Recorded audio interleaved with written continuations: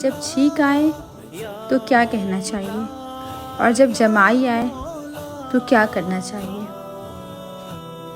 یہ چیزیں کامن ہیں، ہر انسان کو ہوتی ہے۔ تو آج ہم جانتے ہیں کہ نبی اکرم صلی اللہ علیہ وسلم نے اس کے بارے میں کیا ارشاد فرمایا۔ آپ صلی اللہ علیہ وسلم نے ارشاد فرمایا، بخاری کی حدیث ہے، اللہ تبارک و تعالیٰ چھینک کو پسند فرماتے ہیں اور جمائی کو ناپسند فرماتے ہیں۔ جب تم میں سے کسی کو چھینک آئے تو وہ الحمدللہ کہے، یعنی جیسے مجھے چھینک آ رہی ہے تو میں الحمدللہ کہوں۔ تو ہر اس مسلمان کے لیے جو اسے سنے تو جواب میں یرحمک اللہ کہنا ضروری ہے۔ اب کوئی دوسرا انسان سامنے ہو کھڑا ہے اور میں چھینک رہی ہوں اور اس نے آواز سن لی تو اسے کیا کہنا چاہیے؟ یرحمک اللہ، یعنی اللہ تبارک و تعالیٰ تم پہ رحم فرمائے۔